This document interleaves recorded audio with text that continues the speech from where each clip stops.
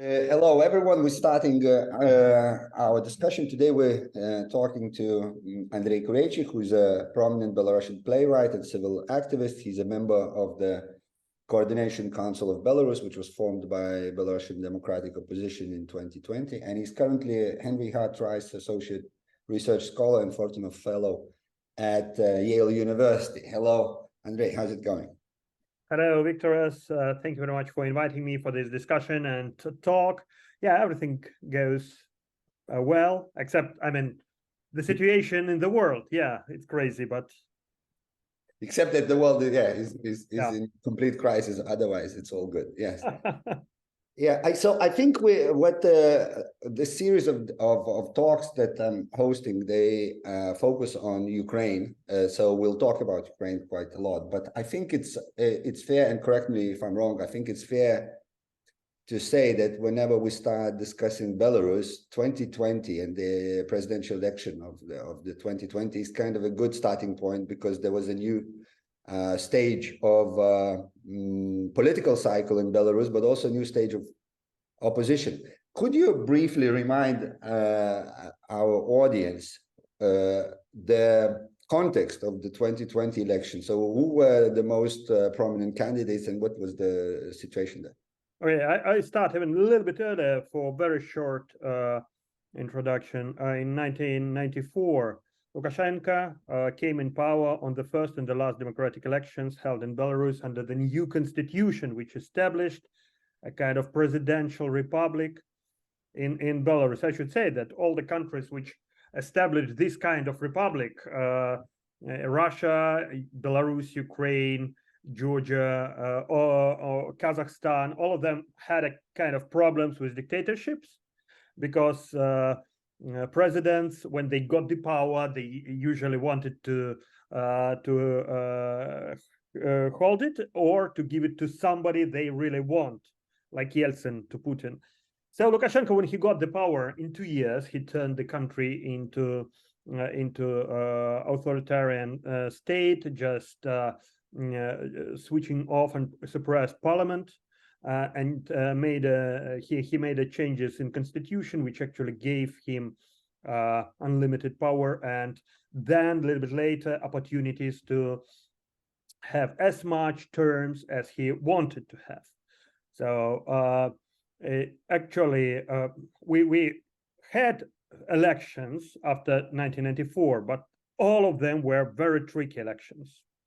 And usually, when somebody tried to become a candidate in just months or weeks, we found out that he's a terrible criminal. And usually, after the elections, all the candidates, like serious candidates, went to the prison, like Kazulin, like Statkevich, like Sannikov, like Niklaev, all of them. I'm just recalling 2010, the previous attempt to really somehow compete with Lukashenko in elections.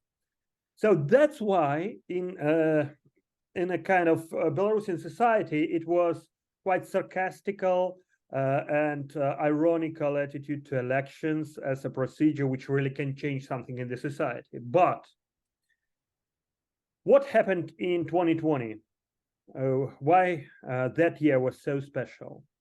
In 2019, Lukashenko made a new integrational treaties with Putin, so-called roadmaps, which actually created like direct route to the Russia for Belarus. And the majority of society didn't like it in that moment,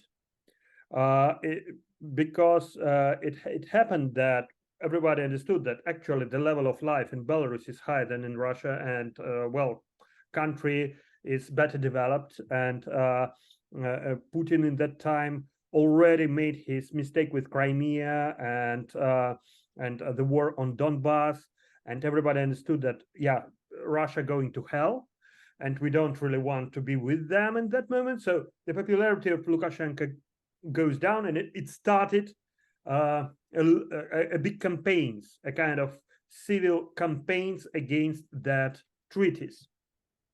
So the civil society united in the idea that we need to resist this integration. That was the first. The second was coronavirus. Lukashenko decided to be a total COVID dissident. So we didn't have any kind of social distancing, no masks, discotheques, restaurants, everything working. And in that days, it was early 2020. He made a lot of mass events, and well, my father got coronavirus in April of 2020 and spent 5 weeks in the hospitals, and he saw the disaster there by his own eyes. Disaster. People died, well, in thousands and thousands of people. And Lukashenko, of course, as typical dictator, he tried to falsify the statistics. He tries to lie to society about this. But doctors from hospitals, they well, of course, not officially, but they gave real information. The real information was terrible, and everybody in Belarusian society, especially like people in the cities, they understood that Lukashenko doesn't care about lives and their health at all. And in every family, it was or somebody who died, or somebody who had a very hard COVID, or somebody who had himself. And when he tried to get, for example, the bulletin for COVID, it was not allowed to put this diagnosis in the documents. It was just not allowed. And so people were shocked. And then Lukashenko held this parade for veterans of the Second World War in Minsk in May of 2020, in just the core of epidemic, when maybe half of that people died after, and it was shock for the society. So official ratings, not a kind of independent, but official ratings from the Institute of Sociology of Academy of Sciences in Belarus, they showed his popularity as 30% maximum. And in Minsk, it was 26-27%. For the leaks of this information, the director of the Institute of Statistics of Academy of Science, he was fired later. But everybody understood that he's not popular anymore. He has his core electorate, which is 30%, mostly of older people, or some people from the state jobs, something like this. But majority of Belarusians, they don't want him anymore. That's why people who never ever been in politics and never ever being suspected that they want to go to the political campaign, to the electoral campaign, like banker Viktor Babarika, who had a fantastic job and why he needed, or the head of the Technopark, Belarusian Technopark, Valery Tsepkala. They decided to go into the campaign because everybody saw the numbers. And they created teams like this immediately. 10,000 people went to the team of Viktor Babarika in 3 days. So we saw the signs that any politician who wants to go to campaign can win this campaign against Lukashenko. That's why Lukashenko decided to strike first. And he not allowed these people even go to this campaign. They collected, Babarika collected 500,000 signs for him. Mm-hmm. 500,000 of people signed. They want him to be a candidate. Lukashenko not allowed. And he not allowed Tsepkala. And he not allowed Statkevich. And of course, he not allowed the maybe most popular among like ordinary people from all of them, Sergei Tikhanovsky, who was very, very popular blogger, maybe quite populist blogger, but anyway, he was definitely a very popular person. And yeah, so it meant that actually anybody serious who goes in campaign can win Lukashenko. And in the society, everybody felt it. It was like, you know, in clouds, in sounds, in air, everywhere. That's why Lukashenko made his last attempt and last mistake, I should say. He decided that the only person who could be in the campaign against him is the person which never ever been public, and nobody knows this person at all. Nobody ever seen this person before, and it's Svetlana Tikhanovskaya, the housewife of that blogger.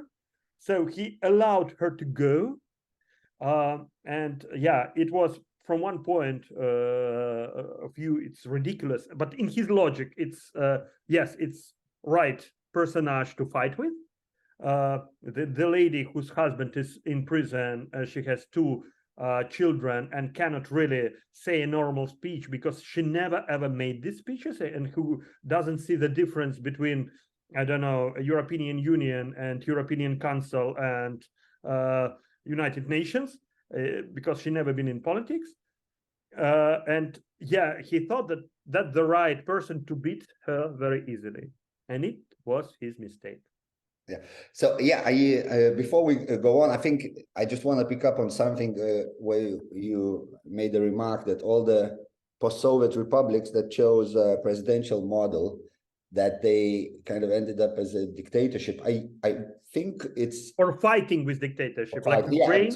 I think it's Maidan's. Yeah, I think it's important to say that Ukraine has always been a functioning democracy. It had its problems. Ukraine was fighting for functioning democracy. Exactly. But every president there tried, not every, but Kuchma tried, definitely, and Yanukovych tried, of course, to keep this power. But somehow, I think it's important to point out that Ukraine never became an authoritarian state, and society, one should say, because that's what we had, kind of a series of popular uprisings and protests that were successful in defending democracy. So I think it's important to point out. It's very important, because of fight of society from very beginning for that, and because maybe the constitution of Ukraine gives more possibilities to parliament to control all other entities of power. Yeah, but going back to Belarus, I think you're very right that it seems that the logic behind allowing Svetlana Tikhanovskaya to even become a registered candidate was a complete devaluing of her candidacy and of her personality. I think there was a logic, and it seems to me, I don't know if I'm correct in that, I think there was a lot of also kind of the sexist logic that, you know, this absolutely woman, this phrase from Lukashenko that presidency is not for women. He said that. He said that. Yes, he said presidency is not for women, and the constitution of Belarus is written for the man. Exactly. Really. Yeah, so he tried to kind of campaign precisely on that by trying to devalue. But he didn't realize that actually 54%, I think, of Belarusian population are women. Yes. Yeah, so how you campaign against such a number of people? And so, so going to the election, I think it's by general consensus. I think I've never met a Belarusian who would contest that Svetlana Tikhanovskaya clearly won the election. It's just a question of debate by how much, but official numbers were rigged. And in the aftermath of the election, I think we saw the most popular or the most massive demonstrations in Belarus, at least in recent history. Yeah, could you speak a bit to that? So what? Yeah, I can say I remember the days of the last days of campaign. You were in Minsk at the time.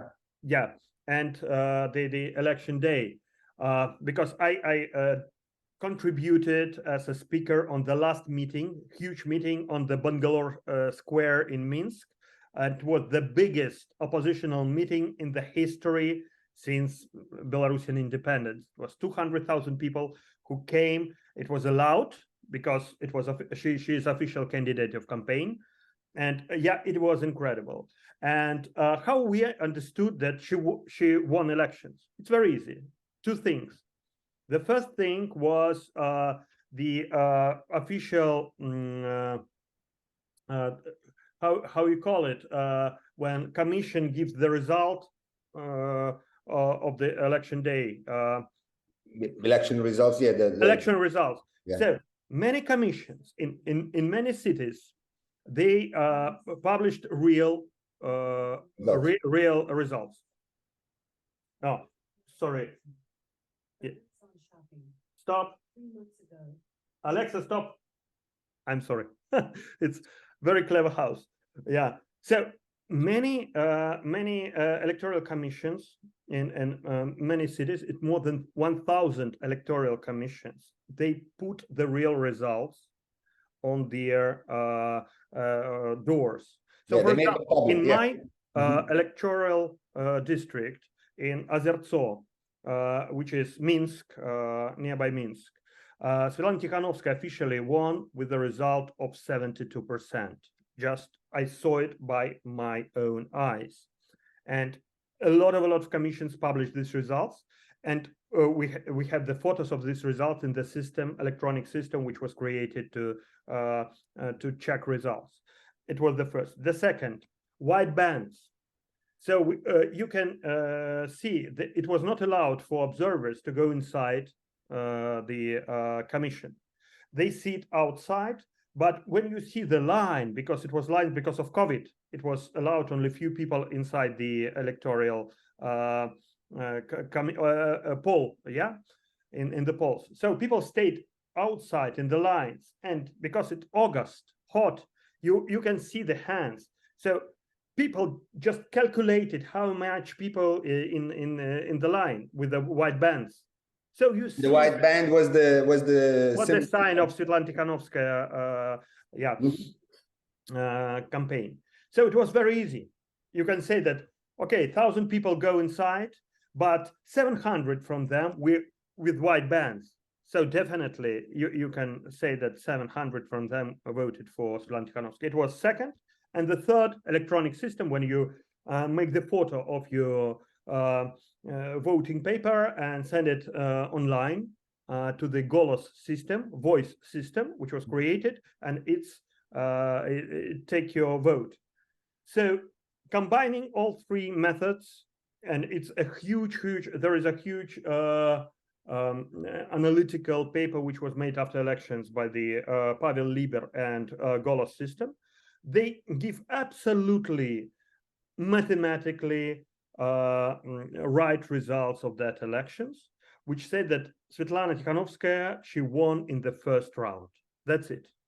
Yeah, it could be some differences in rural areas, but if we talk about like overall Belarus, she won that elections definitely. And that's why people go to the streets, because when Yermoshina, who was the chair of electoral commission, came and said that opposite Lukashenko has 80%, it was so crazy and so absurd that people went to the streets just shocked with that. Yeah, so I remember I was on the streets together with people.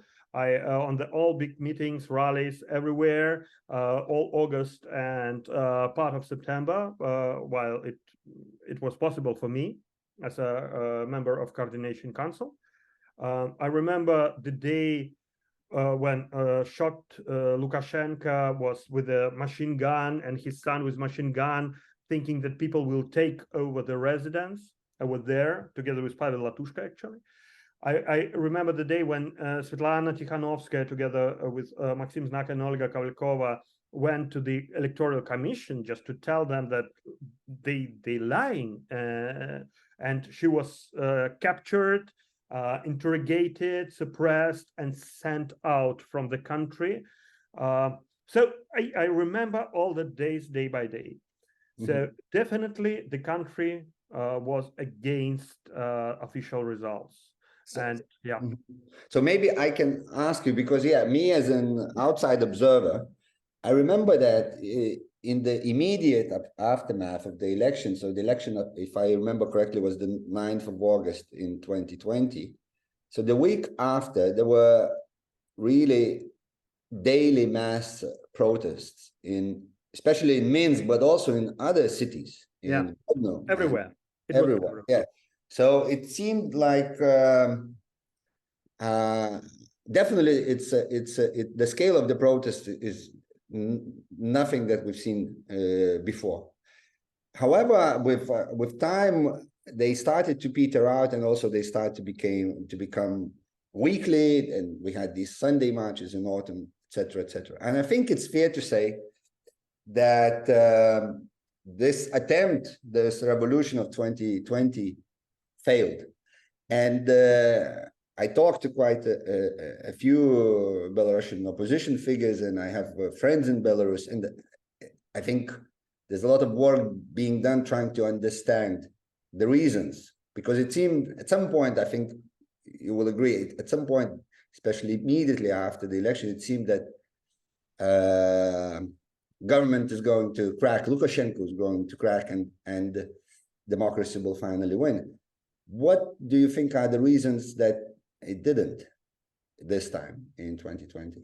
3 reasons. I see 3 reasons. The first is lack of leadership. Let's be truthful. Svetlana Tikhanovskaya is not like a leader who can really take the people and make decisions about what they should do moment by moment. And she was out of the country, and other political leaders were in prisons. So lack of leadership, because I remember we were on the street, but we have no idea what to do. Just have no idea, and nobody could really tell us. And it was no stage where anybody could go and say to people, let's do this or that. Nothing. It was first.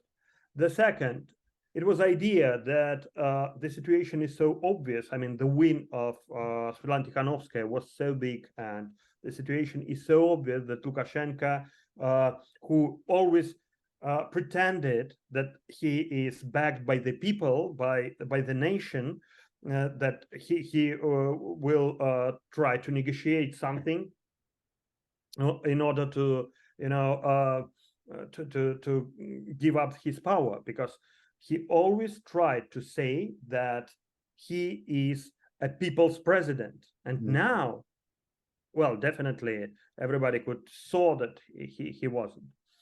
It was second. And the third, the lack of information, because well, nobody really knew that in the moment when people went on the street, it was big negotiations between Lukashenko and Putin about what to do next and how to keep the power, and that a lot of Russian airplanes came to Kolodishi with equipment, with instructors, with money, with all that stuff. And yeah, we didn't know what's happening, actually. We didn't know that the huge army is just coming to us. Yeah, so these 3 factors, and revolution is failed. Maybe the fourth is because everybody were so convinced in victory. Nobody had planned what happened if this victory will not be recognized. Yeah, it sounds very plausible, at least to my outsider's eye. But at the same time, having said that, and I think it's fair to say that this high peak was in 2020, and now it's some new iteration. But I think one of the lasting legacies of 2020 is this new wave of leadership in opposition. I mean, when we talk about Belarusian democratic movement, these are all names which emerged in 2020. We of course speak about Svetlana Tikhanovskaya, and you commented on her, but also we You mentioned Pavel Latushko. Coordination Council as such is an Maria Kolesnikova, yes. Maria Kolesnikova as well, of course, with Babariko, and so this is all what emerged in 2020. So one could say that it already left an imprint on Belarusian political dynamics. What are some other lasting effects of 2020? Because one thing, and I'm always very curious when I speak to Belarusians, to a lot of them, I'm not trying to say that to all of them, but to a lot of them, 2020 was a turning point. Is a turning point in their own political biography, and they claim that in terms, not biography perhaps, but political consciousness or political engagement. But also they claim that society has changed, that 2020 was something after which something cracked in Belarus. And could you speak to that? So what's the lasting legacy of 2020 today? Yeah, I think it was very important from point of view of feeling that nation grown up, a little bit. What happened when we start campaign? For example, Svetlana Tikhanovskaya and Maria Kolesnikova said, don't bring these white, red, white flags, or let's unite official flag and national flag. Let's be friends with Russia. Let's make a kind of community with Lukashists and so on. After 2020, we understood Russia betrayed us, betrayed people of Belarus, and Putin betrayed people of Belarus finally. So Russia is not friend anymore. It's not a partner. It's enemy which tries just to take over Belarus. That's very important. So it was a lot of illusions, including Svetlana Tikhanovskaya had some illusions on that. That illusions are over. Russia is the country which betrayed, because Putin definitely know that Lukashenko lost elections, and he kept Lukashenko especially to manipulate him and to use him for aggression to Ukraine. So he betrayed Belarusian people. It was first. The second, that we need our own Belarusian identity, and this green red flag is not our identity. Our identity is this. Maybe we should say to the audience that the green red flag you refer to is the Soviet flag. The Soviet flag, which Lukashenko restored when he came to power. He started to use Soviet symbols, not Belarusian national symbols, which were adopted during the all the liberation process, and actually which became state not in 1991 but in 1918, when the first Belarusian independent state was declared. Unfortunately, then it was taken by communists. Yes, so that was important. And the third important, that actually we need to make our geopolitical choice. Because, well, before 2020, people thought that maybe we can sit on two chairs to like be a kind of bridge between West and Russia and use it. No, it's not working like this anymore. We understood that we are Europeans, and we need to make very clear that we are with European countries and pro-European countries like Ukraine, and we are not the part of the Russian world. And we need, in order to keep this trend, we need to restore our language, Belarusian language. We need to restore our cultural values, and actually, it very practical things. For example, our national theater of Yanka Kupala, which said that it will not work under Lukashenko anymore, and it will with Belarusian people, and they started to make national theater in underground in Belarusian language. And what's happening now in Minsk, in that official Yanka Kupala theater, Russian language performances, which never been there never even for 100 years history. Now, the majority of performances on the stage of National Yanka Kupala Theater are in Russian because Belarusian actors doesn't want to work there, so they hired Russian actors, the actors from Russian theater institutes. And they don't know Belarusian language, of course. That's why they play Ostrovsky and all that crap, sorry for that, on Belarusian stage, national Belarusian stage. Yeah, that's it. So this is fascinating and also I think extremely important. But let me be a little bit skeptical. And so how much of these things that you say Belarusians understood, so national identity, geopolitical orientation, which I presume is to the West, and knowing that alliance with Russia is not going to work in the long term, how much is it shared? So there are two questions in one.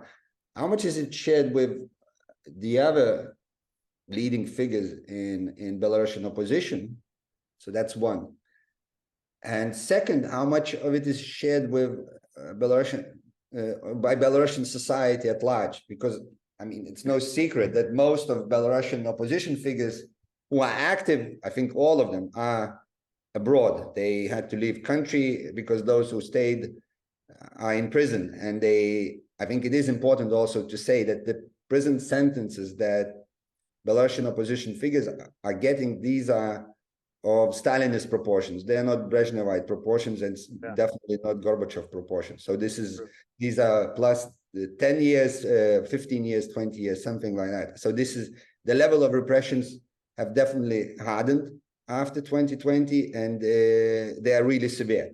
This, I think, is important to acknowledge. But at the same time, this made any opposition activity, especially of public nature within Belarus, extremely dangerous and outright impossible. So coming back to my question, how much what you just said is shared by leading opposition figures, so Svetlana Tikhanovskaya and Pavel Latushka, and also, do you have any data that would indicate that there are shifts in society which remained in Belarus?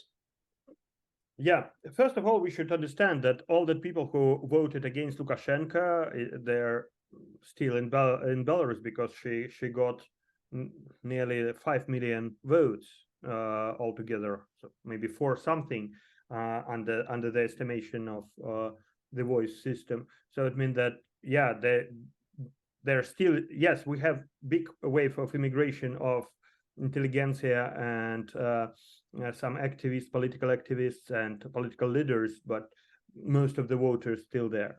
So we need to divide the understanding of people and manifestation. Manifestation now is not possible. It's, you're right, Stalinistic times when it's just dangerous. And yes, there is some underground groups which makes a kind of hard resistance, like Lukashenko calls terroristic activity when they, for example, stop trains which supplies Russian troops to Ukraine or something like this. But it's very small groups of very brave people, partisans, something like this. But official protests, I mean, when you can go to the protest and have only a few days for that, this time is over. You will get definitely years and years for that. It's over in Belarus, it's over in Russia, it's over on all that totalitarian space. And Lukashenko decided if he is not popular anymore, then he will become not a popular dictator, but the director, the chief of the Gulag colony, you know, the big Gulag colony. So he needs a fear. He doesn't need popularity anymore. He needs to punish as severe as possible in order to make all the people who are against him, and he understands that they are against him, to obey and not to show their real attitude. In the part which is outside Belarus, It's absolutely different because they're in free countries, and they created a lot of communities and kind of collaborations. And for example, Coordination Council is one of them. We can speak openly, but the problem is different, that we cannot really do something inside Belarus. So from outside, it's very difficult to influence on the processes inside in this moment. That's why there is like a consensus that in this situation, we must as much as possible to support Ukraine, which can really destabilize the regimes of Putin and Lukashenko and give us the new window for the opportunity to really influence on situation inside. So it's now not the best time, of course, definitely for Belarusian opposition, I should say, but in the same time, now we have a consensus on a lot of things, which never been in the previous times when people really didn't know if they want this Russia-Belarus union or this ODKB or something like that, all that stuff. Now we have very, very solid understanding of the situation. And yes, of course, if we could have a time machine and go back to the 2020, we did a lot in the very different way. But I believe that it will be another window. It will be another window, because all that terrible regimes like Putin's and Lukashenko, they're on their like ending stage. It's old guys who used all their arsenal they have for fearing people, for creating terrible autocracies, and all the world understand that they're dangerous not only for the people inside their countries but for outside world. So Europe, United States, now Middle East, Israel, now Africa, they all understand that existence of Lukashenko's and Putin regime is a danger not only for Belarusians, which is usual, but for all free nations. And I think the new level of fighting with them started. Well, I think we'll talk about the future a little bit later, but Okay.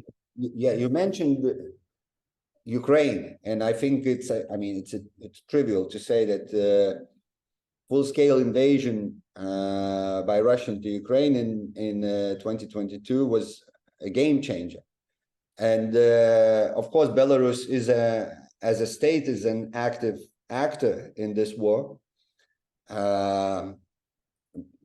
Belarusian territory was used as a launch pad for invading in the first stages of the war. At the same time, Lukashenko, in typical manner, I should say, resisted sending Belarusian regular troops to Ukraine. So somehow tried, as I think it's quite usual for this particular political operator, to sit on two chairs, as you said yourself, to try kind of stay neutral as much as he can. But could you speak, so let's leave Lukashenko aside, but could you speak to how this changes the situation of Belarus as a state? So it's clear that, of course, Belarus now is a personalistic regime. So what Lukashenko wants, that's what Belarusian state does. But at the same time, it seems to me that this war will have a lasting effect on regional relations. So let's say relations between, you mentioned already that changing attitude by Belarusians towards Russia. But how do you think this will affect, let's say, relations between Belarus and Ukraine? Because I think it's not evident at this moment in time how this will play out. So what is your opinion? Well, I mean, effect will be very long, definitely. I should say that Lukashenko didn't send troops not only because he loves peace or tries to be good with the West. Definitely not. He didn't send troops to Ukraine in two reasons, because the idea of the war with Ukraine was and is absolutely unpopular in Belarus. And it means that troops could really betray, just to stop in the middle of a field and give the weapon to Ukrainians, and it could be the disaster then for Lukashenko. So he was not sure that the troops are too loyal to go to die for him, for Ukraine. And the second, because he knew that Putin wants Belarusian army to go there.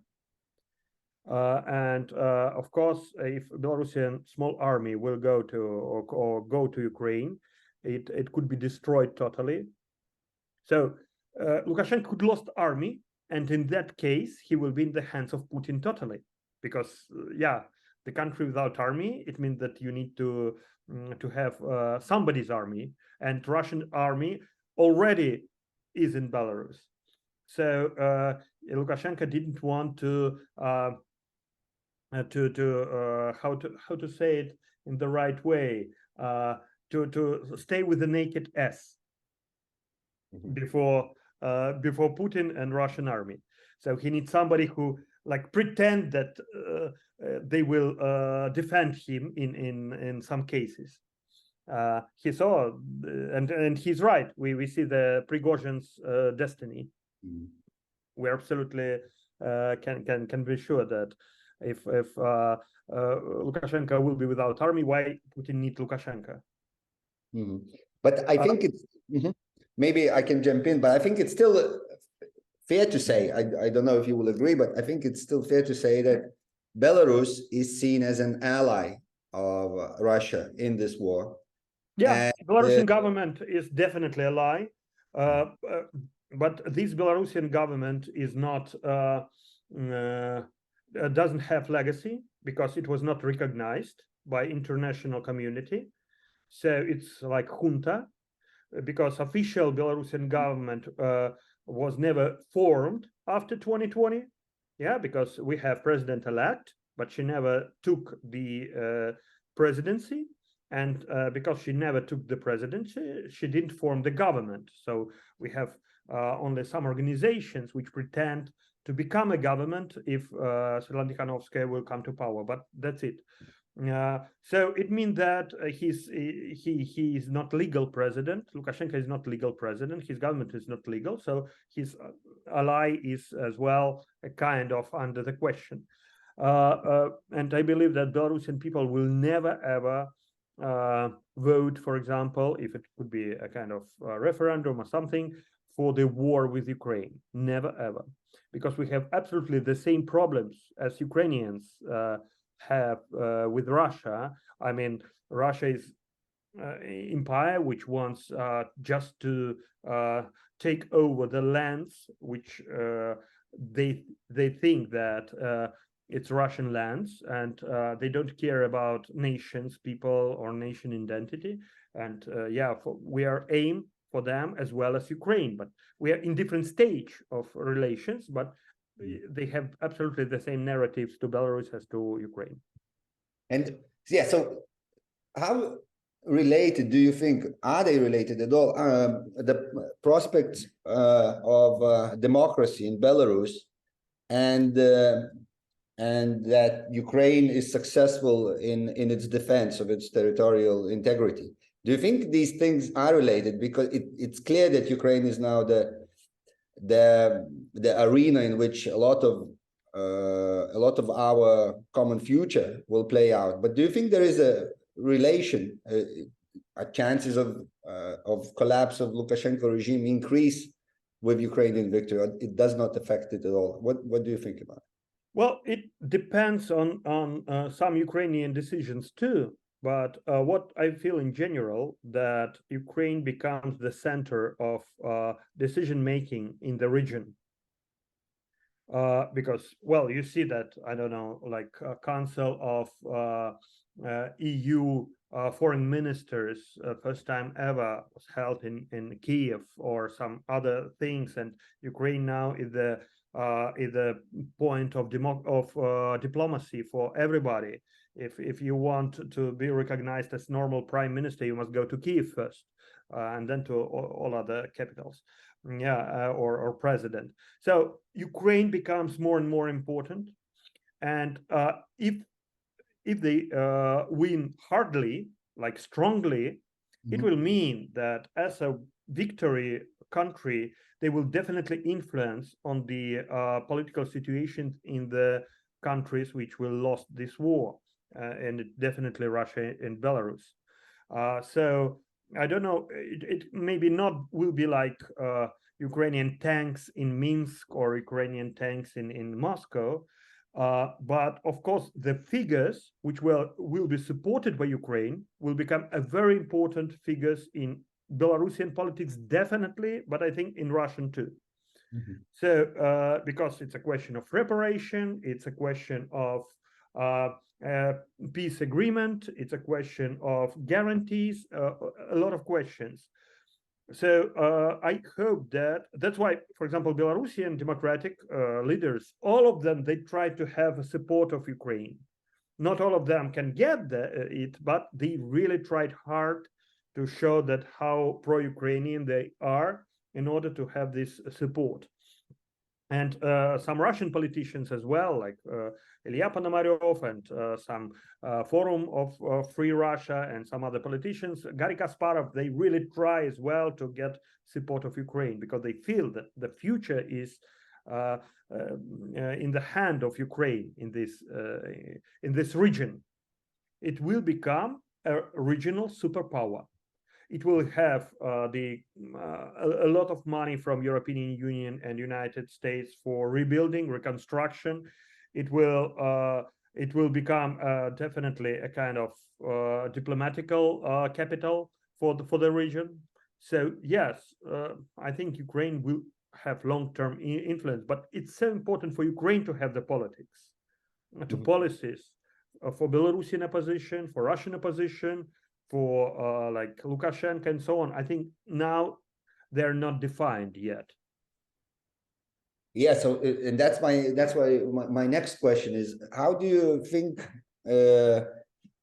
current Belarusian opposition could be useful, I would say, to Ukrainians in their fight? What could be the alliance? So if we think that the interests are somehow common when we talk about the future, it seems that to me that then there could be some attempt or some strategy by Belarusian opposition which would help Ukraine in its fight, because Ukraine's victory will increase chances of democracy in Belarus.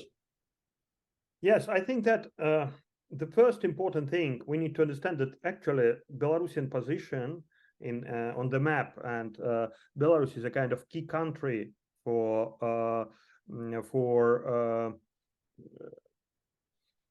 security in the region.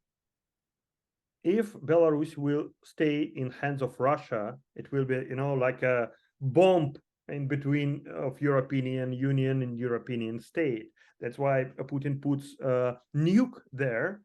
It's his idea to blackmail everybody around. So Belarus is very important as strategically as a security buffer and for the region. Secondly, I think that for Russia, it's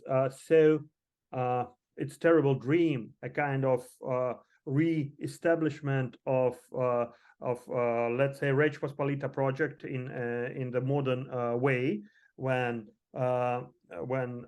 Baltic countries, Poland, Ukraine, Belarus will create a kind of big power which will help this Moscovia somewhere in the east, and will not give like it was actually for centuries.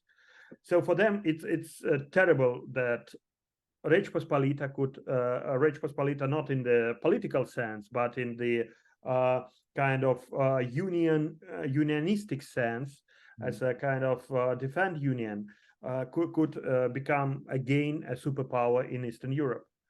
So it's the second. And the third, what opposition can really do, they can advocate Ukraine, because, for example, Svetlana Tikhanovskaya, she is our diplomatic leader. She accepted in all governments, in all big conferences, in all big round tables. Even now she got the prize in the Assembly of NATO, Parliament Assembly of NATO, she got prize. So it means that she can really advocate a lot, especially for helping Ukraine with armory.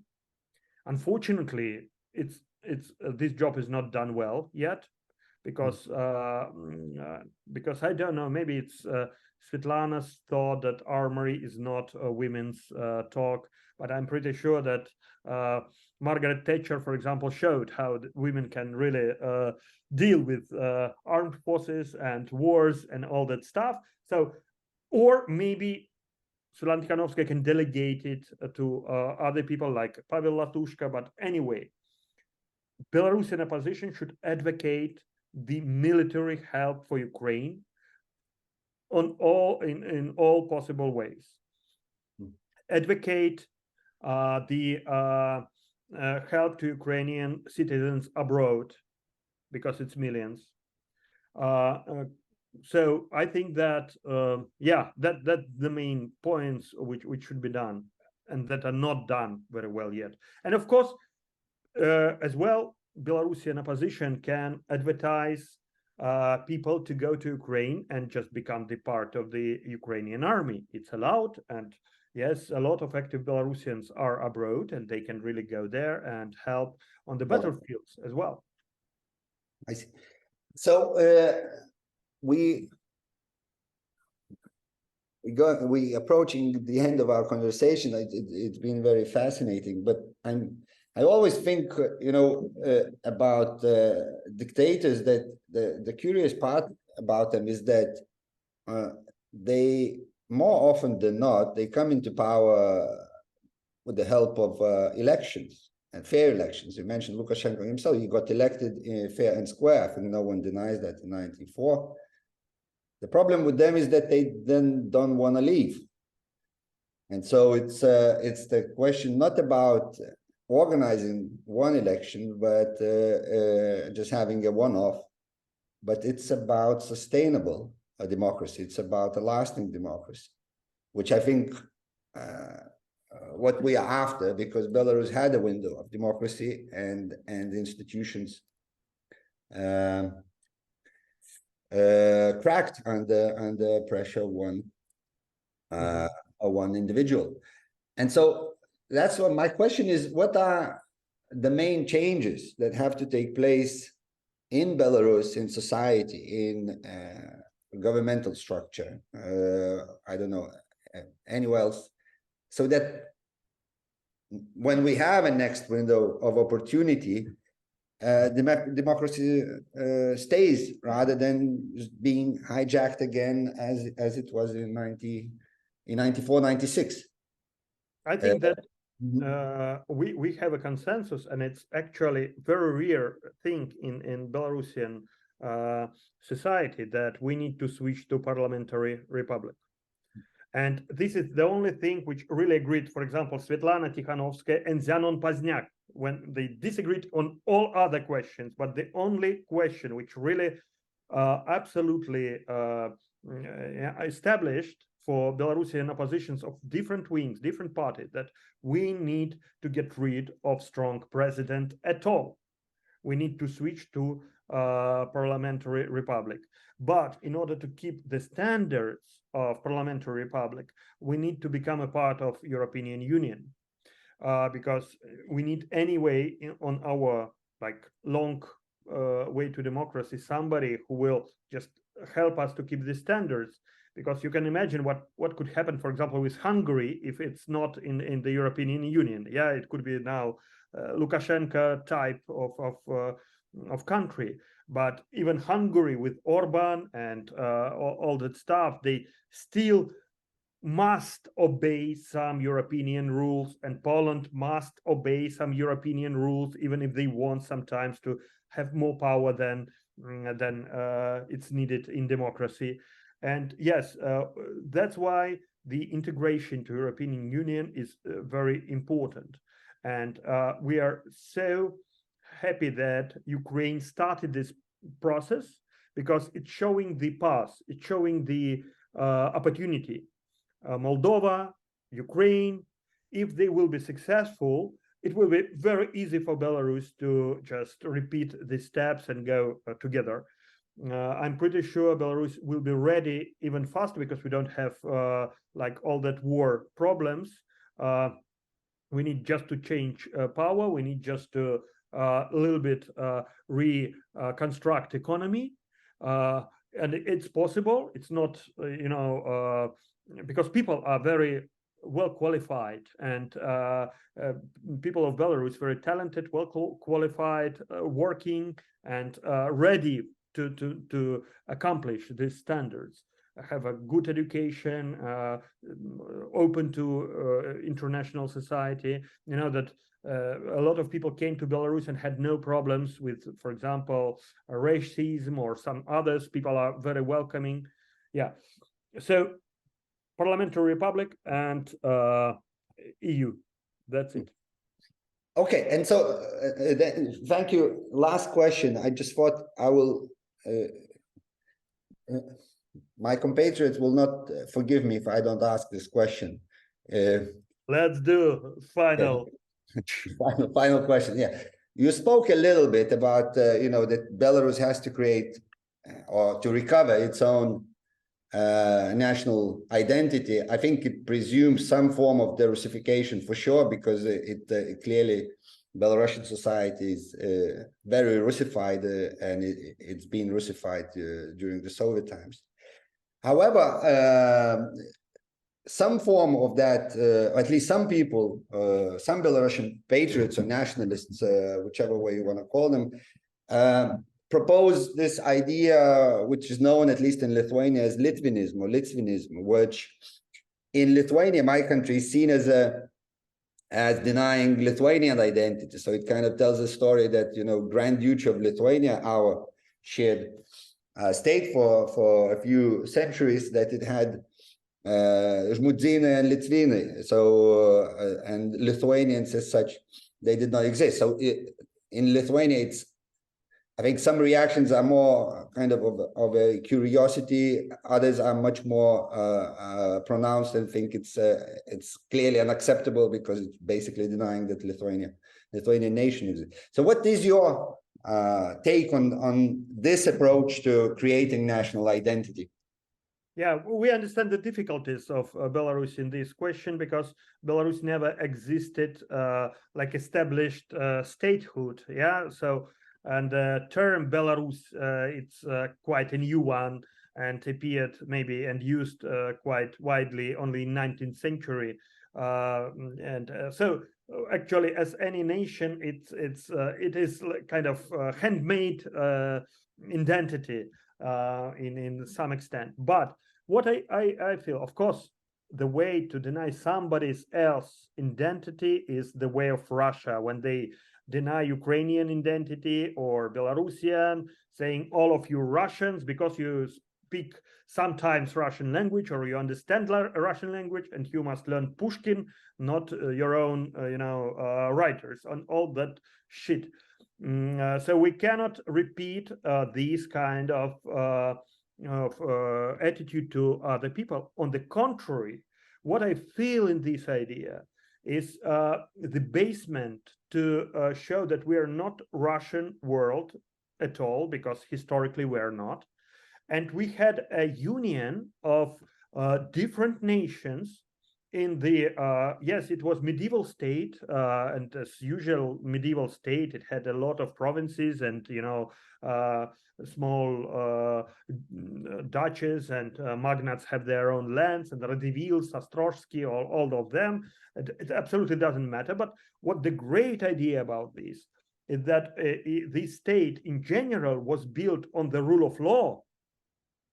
Magdeburg rights of the cities and these statute documents of Great Duchy of Lithuania, and on the Commonwealth, it means that it was European Union. The people made a treaties to each other. And the third, on parliamentarism, on the Seims of the whole country, Seims of the pavets, of smaller parts, regional Seims. It was built on democracy. And that splits us with Russian Empire, which never ever had even ideas about this. And they used a Mongolian type of ruling, of Khaganate, and then Tsarism. So that is idea of Litvinism, the rule of law and democracy and great commonwealth of countries and nations together without wars. I never heard that it was war between, for example, Belarusian part of Great Duchy of Lithuania and Lithuanian part. Never. We don't know it from history. We never had heard about the war of, I don't know, Belarusian part of Great Duchy of Lithuania and Polish part. It's never happened in that times. Maybe later, maybe something, but in that times it was not like this. So it's so important to preserve this idea and never make any kind of humiliating of somebody's identity. Lithuania is very old European nation with old language, old history, fantastic people in this history. Yes, like Mindaugas or I don't know, Algirdas, Belarus as well, with Francis Karina and Mykola Gusovsky and Ostrożskie, who win Ivan the Greatest in the Orsha Bitva, in the Orsha battle, yes, and so on. And Ukrainians with Bogdan Khmelnytsky and some other Getmans, Mazepa and all others, they have their own. It's absolutely okay. So we need to respect the history of each other and trying to create the project for friendship, not for splitting. You know, I was listening to you and we mentioned the Russification a little bit. And I realized that throughout this conversation, although in English, but I kept referring to Belarusians, not Belarusians, for which I apologize, but it just shows how deep the habits lie. And so we all have to go through this a little bit. So my sincere apologies, but it's just these habits of thought and language. Andrei, it was fascinating. I thank you so much for finding time. I hope it's not the last time. And, all my love to Belarus. Живе Беларусь. Живе Беларусь, живе вечно. Слава Україні! Героям слава!